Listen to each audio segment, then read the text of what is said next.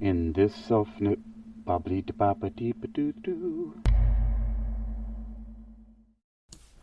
Greetings. This is part 2 of How to Meet Your Loved Ones in the Afterlife. My name is Hakeem Ali Bokus Alexander of Hypnoathletics, UniquilibriuM, and Demi-Phase. Those are all my original productions. And not too long ago, I released How to Meet Your Loved Ones in the Afterlife. And I explained that the how is through lucid dreaming and meditation. And I spoke about how those were the keys, or how they are the keys to meet your loved ones in the afterlife. And I also explained that they may, in some ways, simply be coping mechanisms when especially when we lucid dream. And I didn't make that distinction. I didn't differentiate and make very clear that mainly if we have dreams, and lucid dreams even, of a departed loved one, that it may very well be that our own minds are creating that situation in order to help us cope. However, in my own experience, regardless of the source, whether it actually be meeting and communicating with someone that we love in the afterlife, or in another dimension, another realm, the spiritual world, or the spiritual universe, however you like to describe it, heaven, what I found for myself is that it still remains to be very therapeutic and very helpful. It's amazing, the experience to tell someone that you love them, and for it to be reciprocated. So, and I gave the example of, a popular show that, ended, I think last year or maybe this year, called Supernatural. And it was season 13, episode 4, I believe. And let me just click and check on that real quick. Season 4, episode 13. Yeah, it was called The Big Empty. And I'll just play a little clip from that right now so you can hear exactly, what I'm talking about with that reference. So, tell me, how exactly does this work with your patients? You show up as their dead relatives and they think what? Honestly, they don't really care. They chalk it up to hypnotism, a lucid dream. They explain it away because at the end of the day, they get to say goodbye. And that works? Mm-hmm. People, we're hardwired to want closure. You never got a chance to say goodbye either, did you? So, as you hear, it's about something that we call closure. And as therapists and, other healthcare or mental health care providers, and just what we know about in the realm of psychology in general, it's all about having and getting that closure. And that's what this is about. So, like I said, in the first part, how to meet your loved ones in the afterlife, I merely stated that the way to do that is through lucid dreaming and meditation. And now I'm going to give some very specific ways to help you meditate and lucid dream. And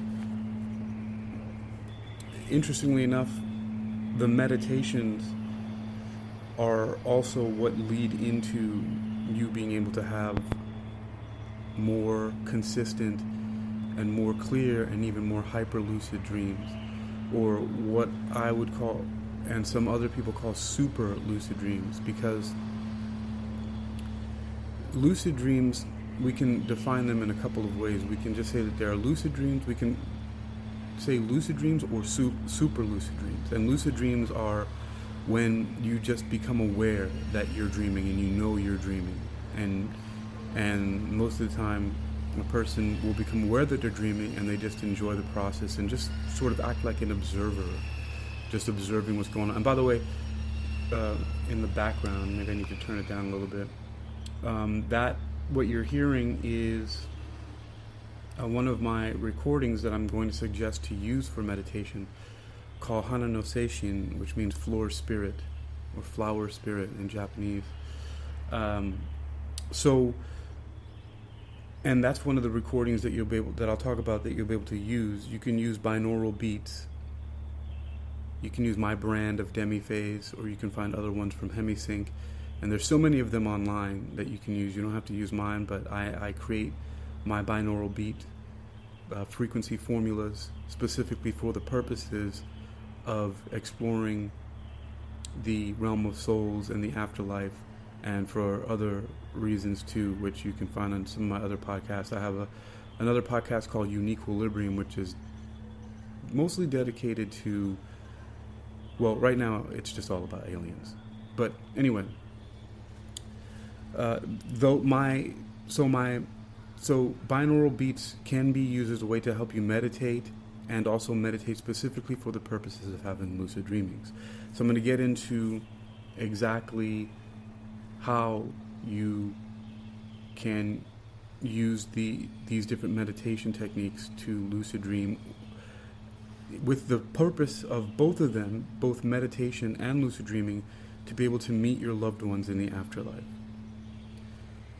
And I would like to clarify that. What do I mean about how to meet your loved ones in the afterlife? So we can safely contact and meet others in the afterlife without ourselves dying, while we still live. And through a lot of the work that I've been doing in metaphysics and metaphysical sciences, I have found that there actually is a way that disembodied spirits, souls, ghosts, and things like that, there's a reason why they're able to, in the case of hauntings and possession and things like that, to be able to have observable effects in the physical world, at least to the people who claim that it's happening to them. But that also works the other way, in that we can reach out to and interact with and have effects with those that are in non-physical realms. And so there's actually a way, through vibration and frequency, a very specific way, and also that can be mathematically described using something known as a Fourier transform, and which is basically showing how composites, let me see, what specifically did I write down in my notes here? The physical world are asymmetrical frequency composites of physical. So basically, the physical world are asymmetrical frequency composites, or basically combinations of different frequencies. Whereas the non-physical world, the world of consciousness, those are symmetrical frequency components. And so the components, the different parts, when combined together, become asymmetrical and become the physical world. They composite. So they become composites or combinations. And, I'm going to talk about that at some other time.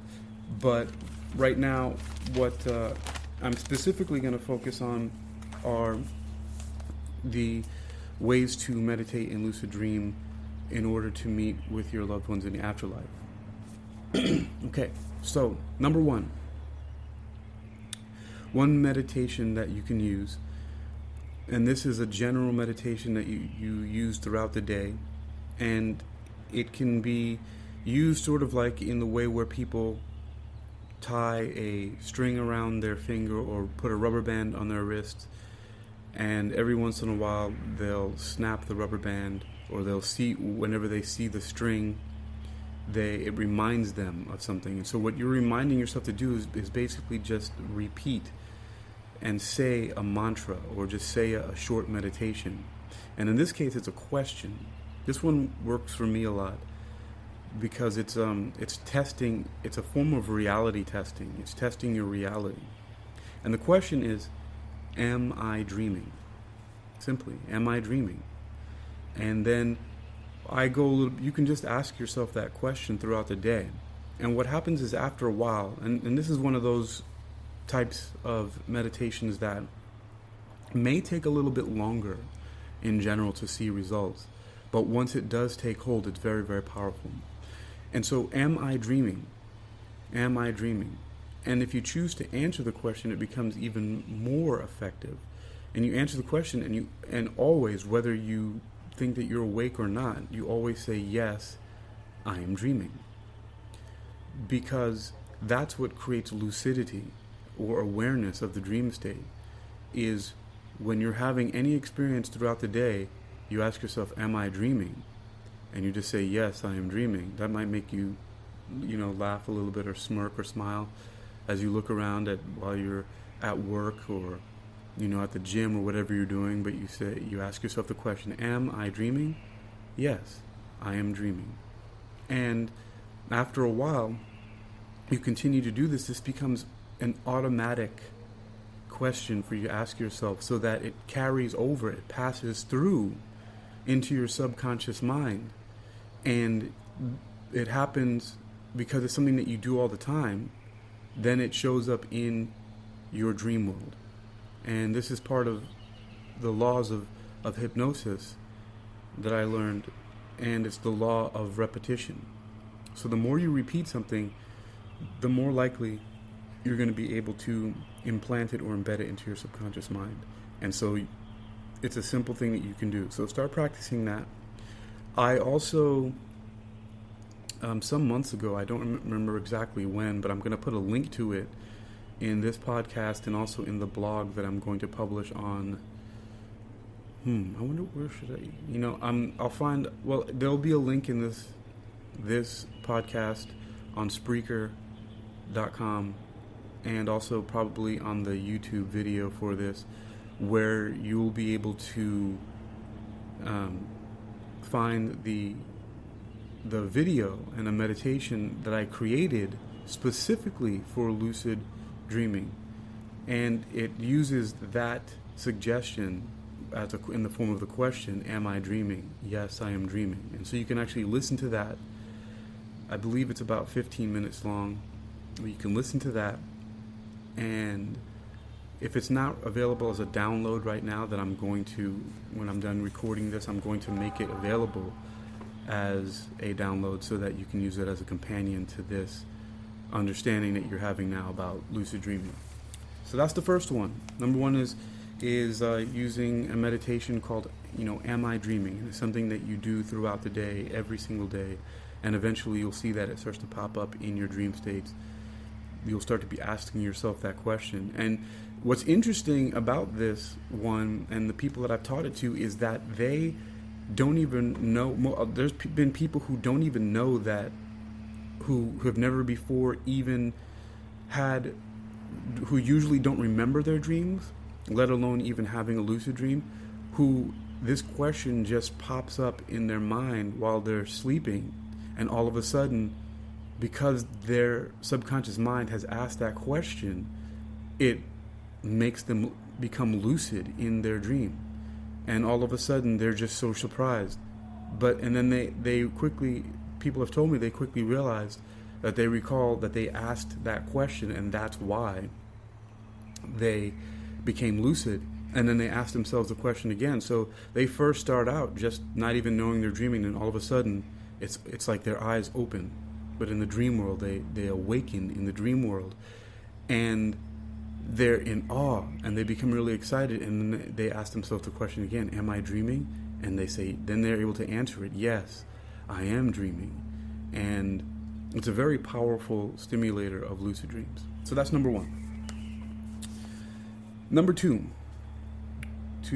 as meditation and lucid dreaming stimulators to meet your loved ones in the afterlife, is what I call, is a meditation I call SuperHuman practice.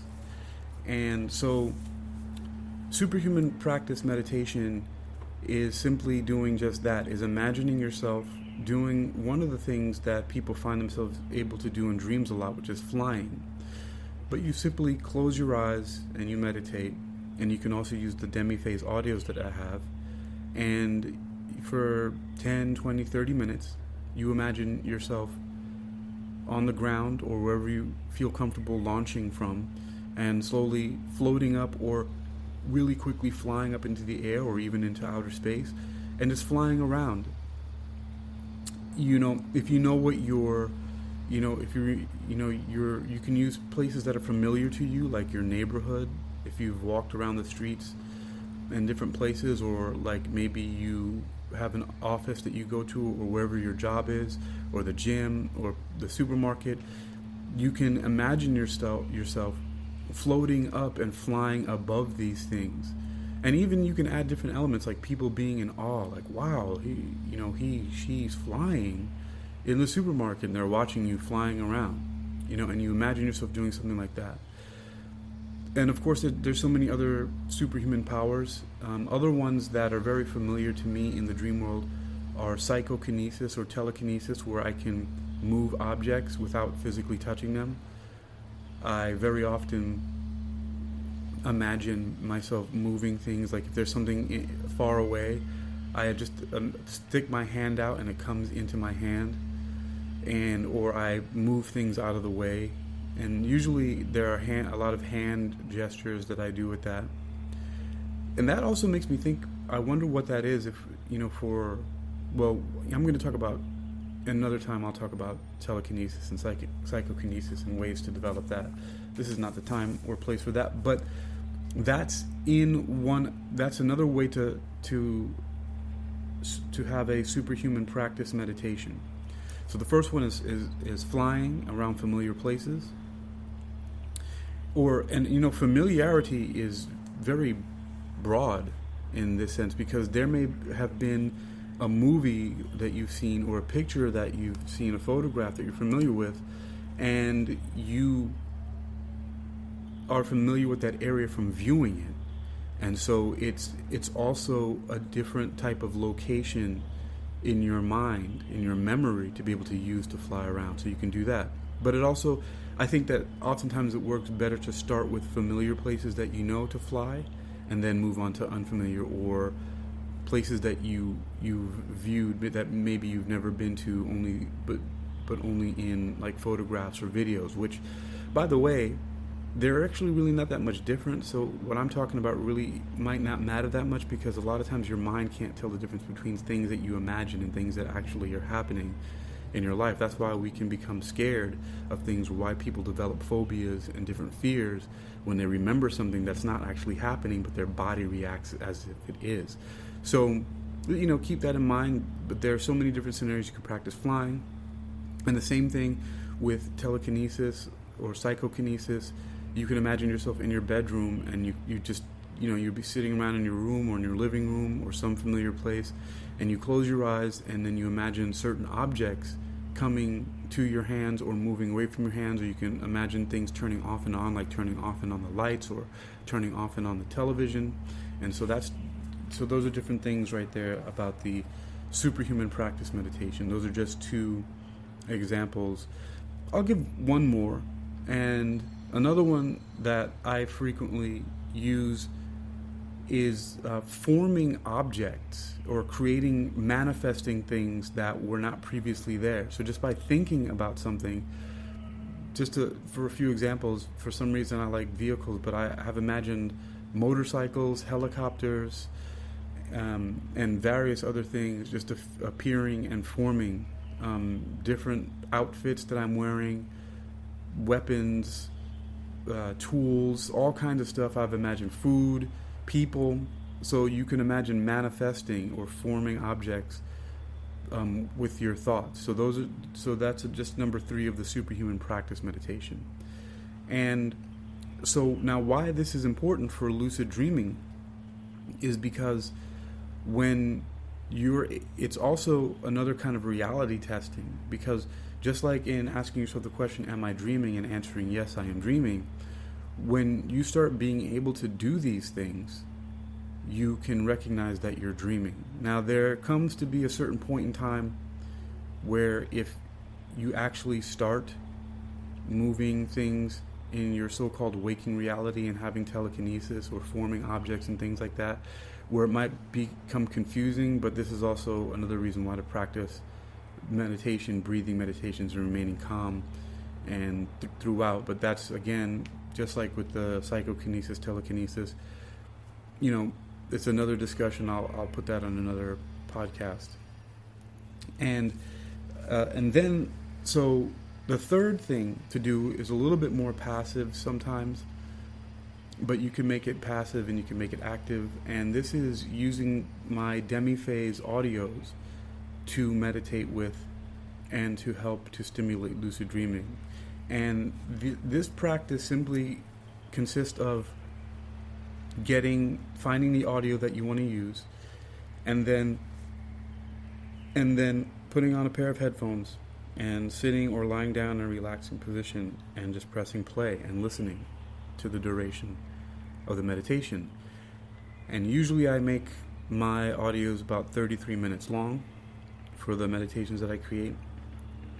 At some point I may make longer ones, but 33 minutes is a good time frame, especially with how many that I do and uploading and everything like that. So you can simply listen to these Demi-Phase audios, and Demi-Phase is short for demi-cerebral neural phasing, and again, that's my brand of binaural beats and other sound healing frequencies, including using solfeggio tones and other isochronic tones that are known or reported to have healing properties or different effects on our brain and our mind interface and our bodies, and as well as spiritually.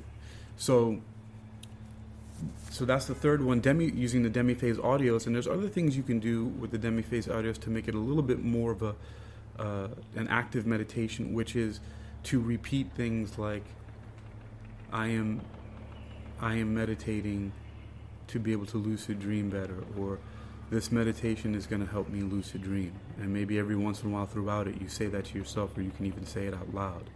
Or you can even combine it with the first tool, which is the question, am I dreaming? Yes, I am dreaming. And like I said, though, I've also already recorded a meditation or self-hypnosis practice, a self-hypnosis exercise with that ingredient of asking the question, but it's in my voice. You can also make ones in your own voice using the sounds, the Demi-Phase audios in the background. So there's so many different things that you can do with that mantra or that meditation. So that's it. Here's a recap of all of that. So remember, the podcast that I created was, how to meet your loved ones in the afterlife, part 1. This is part 2. But in part 1, I talked about how to meet your loved ones in the afterlife are 2 ways, through lucid dreaming and meditation. Those are the keys. Those are the ways to help you get into unlocking, lucid dreaming, and also to meeting and communicating with your loved ones. It's through meditation and lucid dreaming. And I gave 3 meditations here, but some of them are broken down into different steps that are mainly focused on the lucid dreaming aspect, but there's something about meditating that can get very close to lucid dreaming depending on how deep your meditations or your self-hypnosis exercises take you. So they're very, very similar practices that have a lot of overlap. And so the first one was doing the meditation, asking yourself the question, am I dreaming? And answering it, yes, I am dreaming, doing that throughout the day. And then eventually you'll start asking yourself that question in your dream state, because it becomes a habit, something that you do just like walking, second nature. And eventually you'll become lucid in dreams because of that. The second one is called a SuperHuman practice meditation, which is simply lying down or sitting down. And again, this can be combined with using my Demi-Phase audios or anything else that helps you to relax, the sound of rain or whatever helps you. And then imagining yourself, number 1, flying. Number 2, you can imagine having psychokinesis or telekinesis, where you're moving objects with your mind or simply by moving your hands and having objects move around either to you, away from you. And then number 3 is having objects manifest or appear seemingly out of nowhere, to make things, objects appear. Anything that you want can appear. It can be tools, they can be weapons, it can be food, it can even be people, animals, anything you can cause to appear. And then the final one is more passive, but it can be a little bit active, is listening to the Demi-Phase audios that I create. Like the one that I have playing in the background right now is called Hana no Seishin, and I haven't released that one yet, but I will soon. And also you can combine that with number 1 and number 2, the Demi-Phase audios. You can listen to them while practicing, saying, "Am I dreaming?" And you can also combine the listening to the audios while you're doing the meditation, the SuperHuman practice meditation of flying, telekinesis, psychokinesis, or manifestation. Or you can just listen to it by itself, with just having the inner intention that this is going to help you lucid dream. Or what can happen as well is you can communicate, or your loved one will appear to you. You can meet them and communicate with them while you're simply listening to the Demi-Phase audios, because they were specifically formulated for that purpose. So that's it for part 2 of how to meet your loved ones in the afterlife. I know this is going to be very exciting for a lot of people, and it's going to be something that helps bring a lot of closure emotionally and helps people out with a lot of stuff. And that's really all I want, is to be able to help people find closure, because it's become very important for me, and I realize that if I can do this, that anybody can, if they just practice a little bit. And it's so difficult losing someone that you love, and sometimes I feel like I don't understand why it happens to so many people, and it's just it's not easy, but we can find closure, and we can live through it and go on, and maybe even find some strength in it when we practice these types of things. And that's all that I want to offer offer people with this. It doesn't matter what you are. It matters what you do. And even monsters can do good in this world. You really believe that? I have to. I have to. Yeah, even monsters can do good in this world. So, sometimes no matter how, much I feel like maybe I deserve this pain, or maybe other people out there, you may feel like that too, but we still can do good in this world, no matter what. So that's it for, again, that was part 2 of how to meet your loved ones in the afterlife. My name is Hakeem Ali Bokus Alexander. You will find a lot more of my work if you look up UniquilibriuM, or just look up Hypnoathletics or my name. I know that those are some complicated spellings and words for people to remember. I made them up, but I have a lot of work. You can find me on, if you go to UniquilibriuM.com, or I don't have the Demi-Phase website yet, but you can search Demi-Phase, DemiPhase, and you can find a lot more. I do, most of these podcasts do go to my YouTube page, so there's a large selection of stuff you can find on there. Anyway, again, that's it. This has been how to meet your loved ones in the afterlife, please share this. Please like, subscribe to my YouTube, to my Spreaker, and anywhere that you find these podcasts. They are on iHeartRadio and Apple iTunes and Amazon Audible and so many other places. Anywhere you can find podcasts, you'll find them there. So check it out, and I'll catch you on the next wave. All right, y'all. Stay well.